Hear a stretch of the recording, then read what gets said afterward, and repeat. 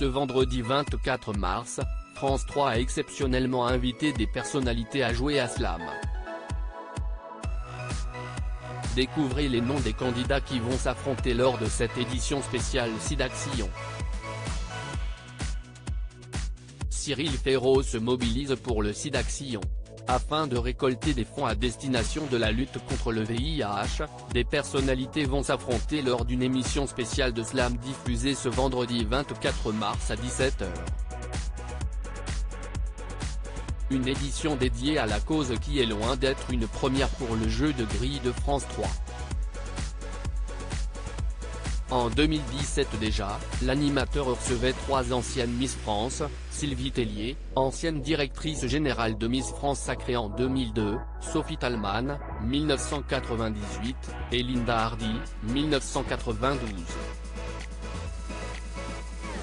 L'année dernière, c'était l'animateur radio, Manu Lévy, la présentatrice du magazine culinaire Notaire Gourmande, Karine Tessandier et le chroniqueur de C'est à vous, Mohamed Bouafsi qui avaient tenté de remporter l'édition spéciale SIDAction 2022. Slam, France 3, quelles personnalités vont s'affronter pour le SIDAction ?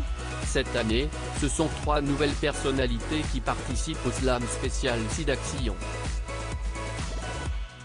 Ainsi, les téléspectateurs pourront retrouver Bertrand Chameroy. En plus d'officier quotidiennement avec sa pastille humoristique sur C'est à vous, le chroniqueur avait incarné un prime diffusé également sur France 5, l'année de Bertrand Chameroy. Le deuxième candidat d'un jour à se frotter au jeu de mots parfois complexes de Slam, est Damien Thévenot. Le co-animateur de Télématin le week-end sur France 2 s'était déjà essayé à un autre jeu culte l'été dernier, Fort Boyard. Les 2 journalistes seront accompagnés de Marine Vigne, qui présente Météo à la carte aux côtés de Laurent Romejeco sur France 3. Slam, France 3, le jeu de Cyril Ferraud s'engage mais SIDAction n'est pas la seule association à être soutenue par le divertissement de France 3. Les téléspectateurs assidus ont l'habitude de voir des dizaines de vaches en peluche orner le plateau du jeu.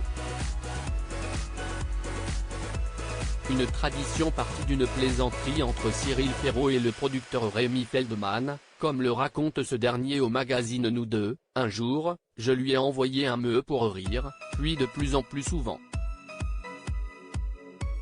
Ce son est devenu celui d'une certaine Marguerite.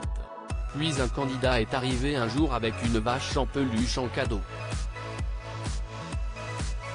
Depuis, nous n'avons cessé d'en recevoir.